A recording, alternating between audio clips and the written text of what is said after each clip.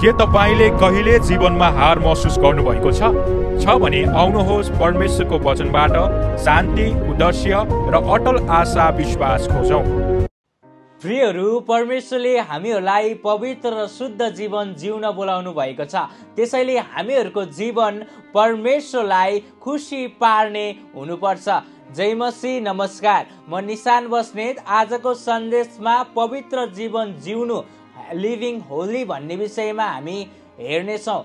एउटा आत्मिक जीवनमा परमेश्वरसँग हिँड्नको लागि पवित्र जीवन, शुद्ध जीवन, एकदम चोखो जीवन हुन जरुरी छ प्रियहरू। अनि जब हामी परमेश्वरसँग हिँड्दै गर्छौँ नि, परमेश्वरले चाहिँ पवित्र हृदयहरू, पवित्र व्यक्तिहरूलाई खोज्नुहुन्छ अनि उहाँले चाहिँ पवित्र व्यक्तिहरूलाई चाहिँ भेटाउनुहुन्छ। हो प्रियहरू, हामी पवित्र रहन जरुरी छ।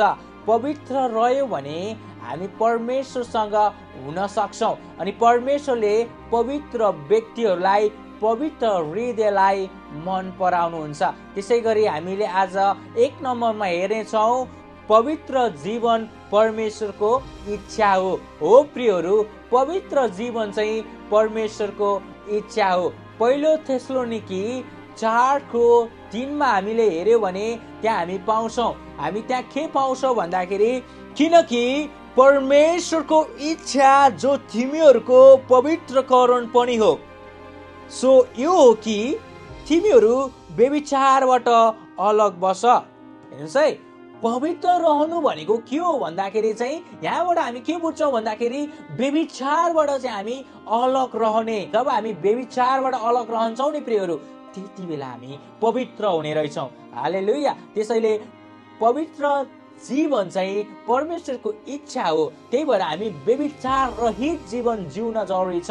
अनि व्यभिचारमा चाहिँ हामी भयो भने त्यहाँ धेरै परीक्षामा हामी पर्न सक्छौँ। अनि आज धेरै मानिसहरू नबन्नुको कारण चाहिँ के हो भन्दाखेरि हामीले गरेका पापहरूले, होइन, जब हामी पापमा भइराख्छौँ नि, त्यसपछि चाहिँ हाम्रो आशिषहरू पनि गइरहेको हुन्छ। हेर्नुहोस् है, खेरा गइरहेको हुन्छ।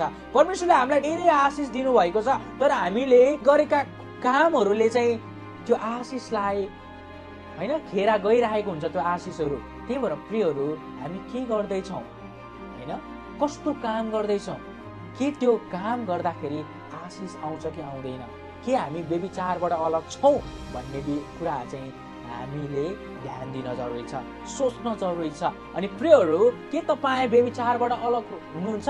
यदि हुनुहुन्छ भने तपाईँ पवित्र हुनुहुन्छ। हालेलुया। यदि कोही व्यक्ति चाहिँ व्यभिचारबाट अलग रहन्छ भने त्यो व्यक्ति चाहिँ पवित्र हो अनि त्यो व्यक्ति चाहिँ परमेश्वरको हो अनि परमेश्वरले त्यो व्यक्तिलाई चाहिँ मन पराउनुहुन्छ है।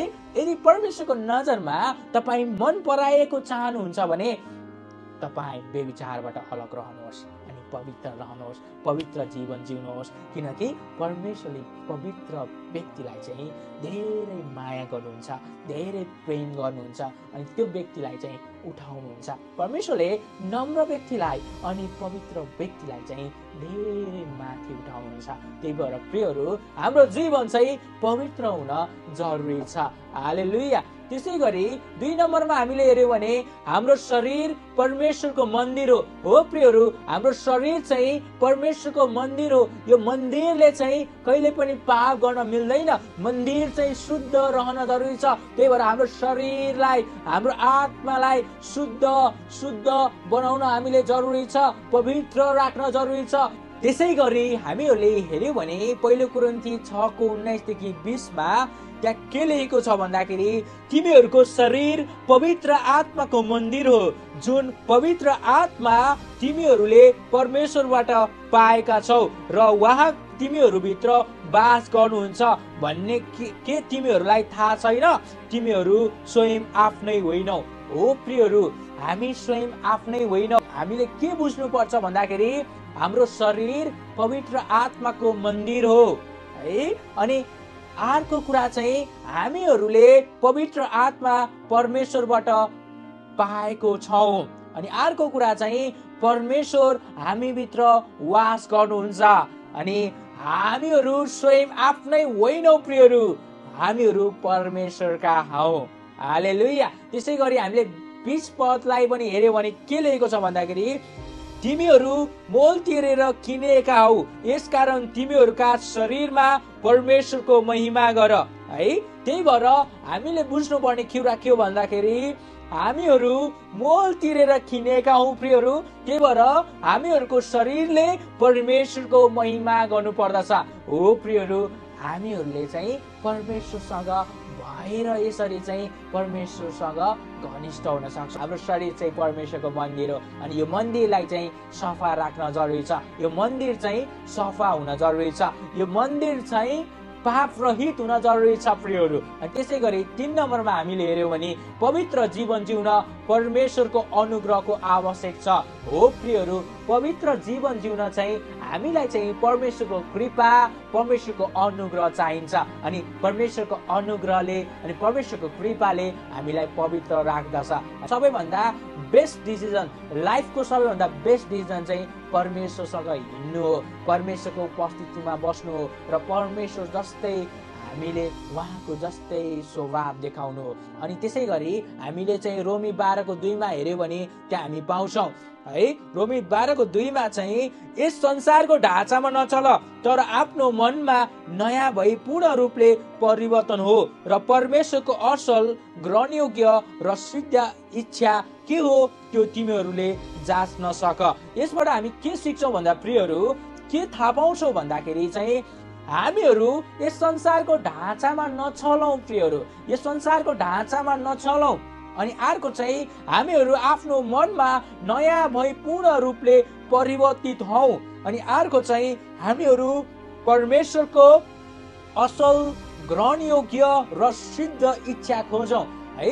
त्यही भएर हामी परमेश्वरको इच्छा खोज्नु पर्यो असल, ग्रहणयोग्य हुनको लागि। अनि हामी यो संसारको ढाँचामा चल्नु भएन, अनि हामी स्वयं नयाँ गरी जन्मिन पर्यो, हामी परिवर्तित हुनु पर्यो है। त्यसै गरी हामी 4 नम्बरमा हेर्यो भने शब्द, व्यवहार, विचार शुद्ध हुनु पर्दछ है। हाम्रो शब्द, हाम्रो व्यवहार, हाम्रो विचार, हाम्रो सोच चाहिँ शुद्ध हुन जरुरी छ। त्यसै गरी चाहिँ फिलिपी 4:8 हामीले हेर्यो भने त्यहाँ पाउँछौँ, अन्तमा भाइ हो या बहिनी हो, जे कुरा सत्य छ, जे कुरा आदरणीय छ, जे कुरा न्यायसँग छ, जे कुरा शुद्ध छ, जे कुरा प्रेमयोग्य छ, जे कुरा कृपामय छ, यदि कोही श्रेष्ठता प्रशंसाको योग्य केही छ भने यिनै कुरामा विचार गर। हालेलुया। त्यही भएर यसबाट हामी के बुझ्छौँ भन्दाखेरि हामीहरू जे कुरा सत्य छ, आदरणीय छ, न्यायसँग छ, शुद्ध छ, प्रेमयोग्य छ, कृपामय छ, श्रेष्ठता र प्रशंसा योग्य छ, त्यही कुरामा विचार गरौँ। हालेलुया। त्यसै गरी अर्को नम्बरमा चाहिँ हामीहरूसँग शान्तिका परमेश्वर हुनुहुन्छ। हो प्रियहरू, हामीसँग चाहिँ शान्तिका परमेश्वर हुनुहुन्छ। अनि नम्बर 5 मा परमेश्वरको वचन पालन गर्दा हामी शुद्ध बन्छौँ। परमेश्वरको वचन पालन गर्दा चाहिँ हामी पवित्र रहन्छौँ। त्यसै गरी भजन सङ्ग्रह 119:9 मा हामीले हेर्यौँ भने त्यहाँ पाउँछौँ, जवान मानिसले आफ्नो चालचलन कसरी चोखो राख्न सक्छ, तपाईको वचन अनुसारको जीवन बिताएर नै हो। हालेलुया। त्यसै गरी यसले हामीले के बुझ्छौँ भन्दाखेरि हामीले आफ्नो चालचलन वचन अनुसारको जीवन बिताएर चोखो राख्न सक्छौँ। त्यही भएर प्रियहरू, यी 5वटा बुदाले हामीलाई के बताउँछ भन्दाखेरि हामी चाहिँ परमेश्वरसँग रह्यो भने चाहिँ हाम्रो भविष्य सुन्दर छ अनि हामी पवित्र रहन जरुरी छ।